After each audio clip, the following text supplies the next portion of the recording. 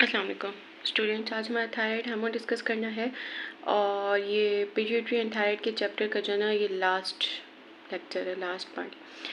अब हमें पता है कि थायराइड ग्लैंड जो है वो नॉर्मल ग्रोथ को फैसिलिटेट करता है हमारी बॉडी में और मैच्योरेशन करवाता है। ठीक है, उन तमाम टिश्यूज़ के अंदर मेंटेन करके मेटाबॉलिज्म को, जो कि इम्पॉर्टेंट है हमारे नॉर्मल फंक्शंस के लिए, राइट। अब थायराइड ग्लैंड जो है, थायराइड ग्लैंड प्रोड्यूस करता है two major hormones, triiodothyronine T3 जिसको हम कहते हैं, ठीक है, द मोस्ट एक्टिव फॉर्म, और थायरॉक्सिन, ठीक है। अब हमें पता है कि अगर ये सिक्रीशन जो है ना इसकी कम हो, ये रेड में शो किया है T3 की सिक्रीशन T4 की, तो हमारे पास क्या कंडीशन आती है बॉडी में, हाइपोथायराइडिज्म। और अगर ये जो ब्लू में एरो शो किया है, मतलब अगर ये बढ़ जाए तो हाइपरथायराइडिज्म। अब हाइपोथायराइडिज्म में क्या होता है कि हमारा मेटाबॉलिज्म कम हो जाता है, हमारी बॉडी में ब्रेडिकार्डिया होता है, cold intolerance, mental and physical slowing. अब इसमें अपोजिट इफेक्ट्स आते हैं, टेकीकार्डिया हो जाते हैं, रिथमियाज, हीट इंटॉलरेंस होती है, नर्वसनेस होती है, और पेशेंट में क्या होता है, ट्रेमर्स शो होता है, ठीक है। ट्रेमर्स होते हैं, उसमें मल्टीपल सिम्टम्स हैं हाइपरथायराइडिज्म के, ठीक है। इसके बाद जो है थायराइड हार्मोन की सिंथेसिस और सिक्रीशन देखनी है हमने, ठीक है। उसके अंदर मैं आपको पहले बताऊं कि जो थायराइड ग्लैंड है वो मल्टीपल फॉलिकल्स का बना होता है। अब वो डिफरेंट थायराइड ग्लैंड जो है ना वो बटरफ्लाई शेप्ड हमारे पास स्ट्रक्चर है। मैं आपको उसकी पिक्चर एक दफ़ा दिखा देती हूँ, ठीक है। ये आप इधर देख लें, आपको शो हो रहा है, ठीक है। ये थायराइड ग्लैंड है हमारा, और ये दो लोब्स हैं इसके, ये इस्टमस जो बीच में सेंटर पॉइंट है इनका। अब देखिए ना, इसको माइक्रोस्कोपिकली दिखाया गया है, तो ये मल्टीपल फॉलिकल्स का बना हुआ है, ठीक है। और एक single layer of epithelial cells surrounding a lumen filled with thyroglobulin. इसको अगर आप खोल के देखें तो ये फॉलिकल्स का बना हुआ है, multiple single layer of epithelial cells surrounding against, ये पर्पल शो रहा है, ये थायरोग्लोबिन है। थायरोग्लोबिन जो है ना, थायराइड हार्मोन की जो स्टोरेज फॉर्म होती है ना, उसको कहते हैं थायरोग्लोबिन, राइट। ये आपको देखकर समझ आ गई होगी। अब जो है हमने इसकी पढ़नी है बायोसिंथेसिस, के थायराइड हार्मोन जो है इसकी सिंथेसिस कैसे होती है। तो उससे पहले मैं आपको ये चीज़ एक दफ़ा टेबल दिखा दूँ कि हमारे जो हाइपोथैलेमस है, ठीक है, हाइपोथैलेमस जो है वो थायराइड रिलीजिंग हार्मोन सिक्रीट करता है, ठीक है। थायराइड रिलीजिंग हार्मोन सिक्रीट करता है। इंटीरियर पिट्यूटरी जो है, इंटीरियर पिट्यूटरी उसके थायराइड रिलीजिंग हार्मोन की एक्शन में थायराइड स्टिमुलेटिंग हार्मोन प्रोड्यूस करेगी। Thyroid stimulating hormone thyroid gland पे जाके एक्ट करेगा और T3 और T4 बनेगा। अच्छा, अब T3 और T4 जो है हमारी प्लाज्मा में प्रोटीन्स के साथ बाइंड प्रेजेंट होता है, ठीक है।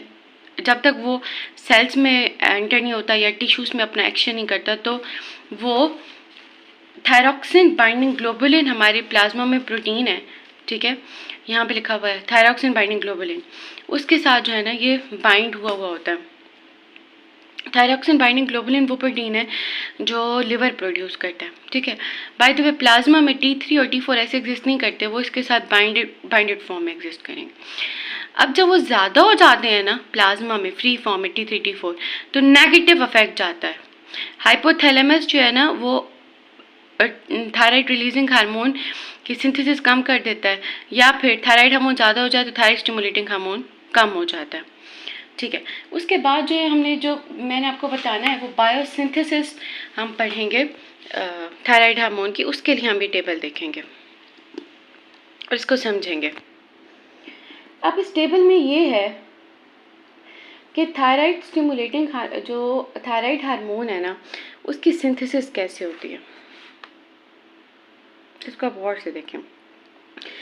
अच्छा, अब जो थायराइड सेल है ना ये हमारी प्लाज्मा से आयोडाइड आयन लेता है, अपटेक होती है आयोडाइड आयन की, थायराइड ग्लैंड करता है। नंबर टू स्टेप जो है ना उसकी ऑक्सीडेशन होती है परऑक्सीडेज से। परऑक्सीडेज जो है उसके क्या करवाता है, मतलब अपटेक के बाद क्या होती है, ऑक्सीडेशन होती है, ठीक है। ऑक्सीडेशन होने के बाद आयोडीनेशन होती है, टायरोसिन्स की इस थायरोग्लोबुलिन पे। थायरोग्लोबुलिन जो होता है ना वो स्टोरेज फॉर्म होती है थायराइड हार्मोन की। थायरोग्लोबुलिन की क्या होती है, टायरोसिन रेसिड्यूज अटैच होते हैं और आयोडीनेशन होती है। सबसे पहले आयोडाइड आयन की प्लाज्मा से अपटेक होगी थायराइड के सेल में, फिर उसकी ऑक्सीडेशन होगी followed by this enzyme peroxidase. फिर फर्दर जो थायरोग्लोबुलिन है उसकी टायरोसिन रेसिड्यूज उसके साथ अटैच होंगे और उसकी होगी आयोडीनेशन। ठीक है, अब जो आयोडीनेशन के बाद जो आइडोटायरोसिन आएगी हमारे पास, आइडोटायरोसिन के रेसिड्यूज, अब जब आइडोटायरोसिन के जब दो रेसिड्यूज आपस में मिलेंगे तो हमारे पास आएगा T4। और अगर मोनो आइडोटायरोसिन और डाई आइडोटायरोसिन के दो आपस में रेसिड्यूज मिलेंगे तो हमारे पास आएगा T3, उनकी कंडेंसेशन हो जाएगी। ठीक है, और फिर जो है ना हार्मोन्स रिलीज हो जाएंगे।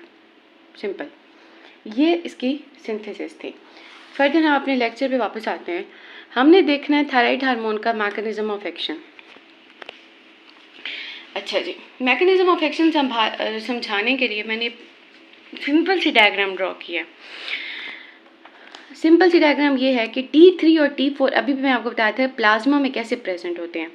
थायरॉक्सिन बाइंडिंग ग्लोबुलिन के साथ अटैच, TBG के साथ। ये प्लाज्मा में प्रोटीन है जो लिवर प्रोड्यूस करता है और T3 और T4 इसके साथ अटैच होते हैं।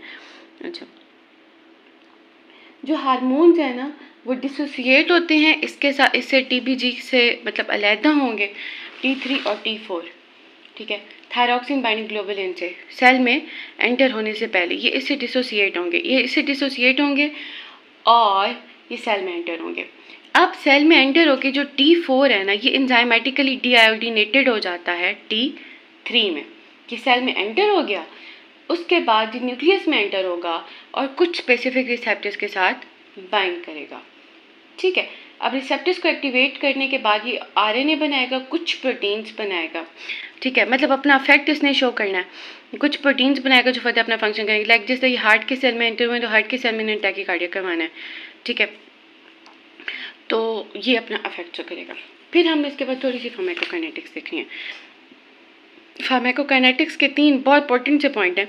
अब जो फूड होता है, calcium preparation, iron salts, aluminium containing anti acids जो हम अल्सर में देते हैं, आयरन सॉल्ट्स में एनीमिया में देते हैं, कैल्शियम की प्रिपरेशन फूड, इससे ना थायराइड मतलब अगर हम साथ में थायराइड की T4 T3 की ड्रग्स ले रहे हो तो एब्जॉर्प्शन उनकी कम होती है। सो उनको प्रिवेंट करना है इसके साथ। ठीक है, अब दीज आर इनकी जो मेटाबॉलिज्म होती है, they are metabolised to glucuronides and sulphates by conjugation in liver and they are excreted into bile. तो मतलब इनकी फीसिस से एक्सक्रीशन होती है अगर हम इसकी थायराइड की ड्रग्स लें। राइट, अब डीआयोडीनेशन जो है मेजर रूट है मेटाबॉलिज्म का T4 के लिए, और सिक्वेंशियल डीआयोडीनेशन है T3 के लिए। ये इसका मेटाबॉलिज्म का मेजर रूट है। अब हमारे पास जो है ना नेक्स्ट हम बहुत इंपॉर्टेंट चीज़ डिस्कस करने लगे हैं। हमारे पास 2 चीज़ें हैं। ठीक है, हाइपोथायराइडिज्म एंड हाइपरथायराइडिज्म। अब जो हाइपोथायराइडिज्म है, ठीक है,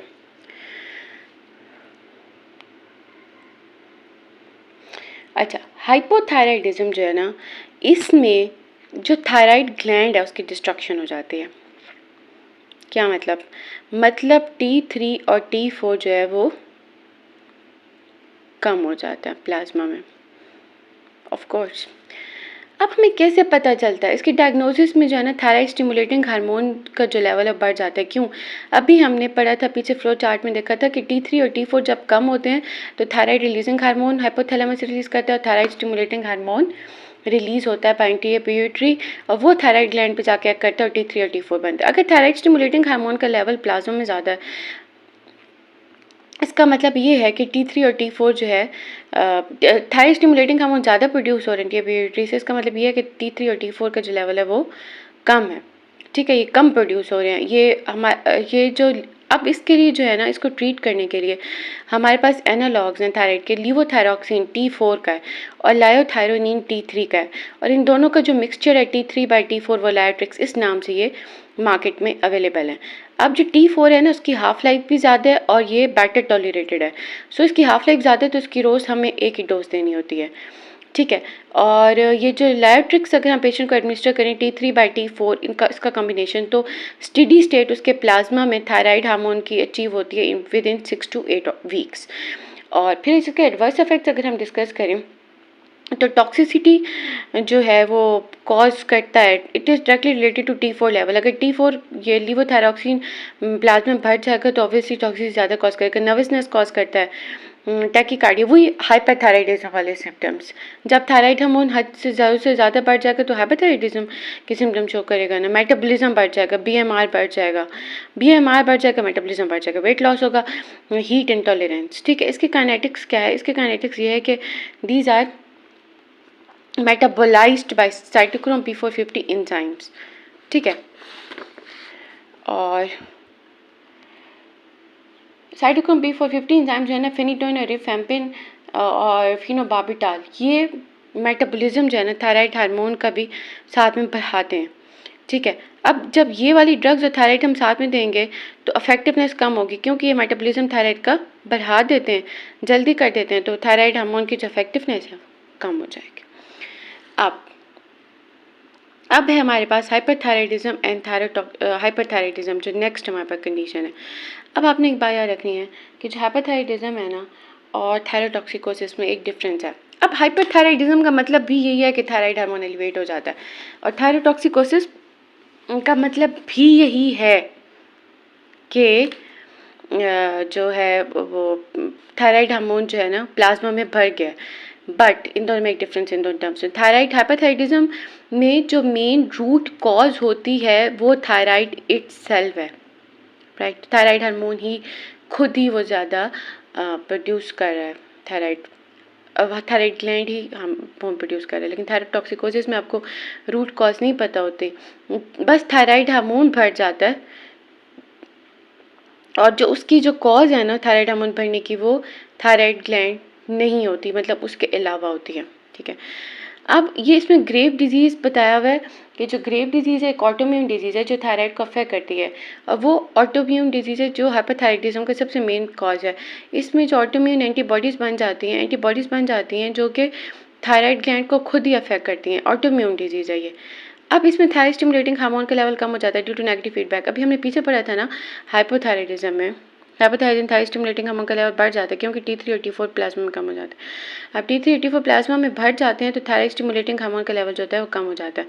अब हमने मेन बात करनी है, गोल क्या करना है हमने ट्रीटमेंट का। अब हमारा मेन गोल ये होना चाहिए कि हमने जो है ना थायराइड का जो लेवल है हमारी प्लाज्मा में से कम करना है। सबसे पहले जो है ना हम थायराइड ग्लैंड को ही रिमूव कर देते हैं, या तो सर्जिकली रिमूव करते हैं, ठीक है, या फिर हम डिस्ट्रक्शन करवाते हैं उसके ग्लैंड की रेडियो एक्टिव आयोडीन I131 के साथ, ठीक है, which is taken up by follicular cells of thyroid. And most patients जो है ना मोस्टली हाइपोथायराइड ही हो जाते हैं, मतलब थायराइड ग्लैंड को रिमूव करने के बाद या फिर उसकी रेडियो एक्टिवली डिस्ट्रक्शन के बाद, रेडियो एक्टिव आयोडीन से उसकी डिस्ट्रक्शन के बाद हाइपोथायराइड हो जाते हैं, और फिर हम इनको हाइपोथायराइडिज्म में जो हम ड्रग्स देते हैं वो एडमिनिस्टर करनी पड़ती है, लियोथायरोक्सिन, लियोथायरोनिन, लायोट्रिक्स वगैरह, ठीक है। या फिर हमने कुछ ऐसा करना है कि हमने जो है ना जी इनहिबिट कर देना है थायराइड हार्मोन की सिंथेसिस। वो हम कैसे करेंगे? 2 थायोअमाइड्स हैं, प्रोपाइल थायोयूरेसिल एंड मेथिमाजोल, ठीक है। अभी हमने पीछे बायोसिंथेसिस थायराइड हार्मोन की पढ़ी थी ना, तो ये दोनों जो ड्रग्स हैं ना ये थायोअमाइड्स हैं। ये जो है ना ऑक्सीडेटिव प्रोसेस को इनहिबिट करती हैं और कंडेंसेशन स्टेप को। ऑक्सीडेटिव प्रोसेस में जहाँ पे आयोडीन जो है पर ऑक्सीडेज एंजाइम जो है वो उसकी ऑक्सीडेशन करता है, और कंडेंसेशन स्टेप जहाँ पे जो आइडोटायरोसिन है, मोनोआइडोटायरोसिन जो है वो डाइआइडोटायरोसिन के साथ मिलकर T3 बनाती है और 2 डाइआइडोटायरोसिन से इकट्ठे मिलकर T4 बनाती हैं, तो हमने उसी को इनहिबिट कर देना है। अब जो है ना प्रोपाइल थायोरेसिल वो ब्लॉक करती है पेरिफेरल कन्वर्जन ऑफ T4 से T3। अब जो मेथिमाजोल है उसको कभी कभी जो है प्रेफर किया जाता है PTU से, प्रोपाइल थायोरेसिल से। क्यों? क्योंकि इसको जो है ना इसमें एडवर्स इफेक्ट भी कम है और इसकी हाफ लाइफ ज़्यादा है, तो इसको आपने एक ही डोज रोज़ देनी है। और प्रोपाइल थायोरेसिल को फर्स्ट ट्राइमेस्टर ऑफ प्रेगनेंसी में जो प्रेग्नेंट वुमेन है ना उसको देते हैं, क्योंकि मेथिमाजोल का जो है ना वो टेराटोजेनिक इफेक्ट है। सो हम ये देते हैं, प्रोपाइलथायोरेसिल देते हैं फर्स्ट ट्राइमेस्टर ऑफ प्रेगनेंसी में, लेकिन इसके एडवर्स इफेक्ट ये हेपेटोटॉक्सिसिटी कॉज करता है और एक ग्रैनुलोसाइटोसिस कॉज करता है। अच्छा, फिर हमने करना है, हाँ जी, इन दोनों के बारे में बहुत इंपॉर्टेंट बात, जो ऑलरेडी स्टोर थायरोग्लोबुलिन होता है ना फॉलिकुलर सेल्स में, thyroglobulin means storage form of thyroid, उस पर इनका कोई इफेक्ट नहीं होता। फिर हमने कहा है कि blockade of hormone release. Blockade of hormone release ये है कि जो आयोडाइड की डोज अभी हम कभी कभी देते हैं, तो आयोडीनेशन जो होती है टायरोसिन्स की, ऑक्सीडेशन के बाद आयोडीनेशन होती है ना टायरोसिन रेसिड्यूज की, आयोडोटायरोसिन्स बनते हैं, तो वो जो है ना वो ब्लॉक हो जाती है, ये आयोडाइड की डोज करवाते हैं। आयोडाइड जो है ये जो सबसे पहले, अब ये हमें नहीं पता कि मैकेनिज्म क्या है, आयोडाइड ऐसे क्यों कराता है। आयोडाइड जो है ना थायराइड हार्मोन का जो स्टोर्ड फॉर्म है ना थायरोग्लोबुलिन, इससे भी आयोडाइड का जो रिलीज, आयोडाइड जो है ना थायराइड हार्मोन की रिलीज इससे भी इनहिबिट कराता है। अच्छा, ये जो है इसको हम वुल्फ चेकऑफ इफेक्ट कहते हैं, ठीक है।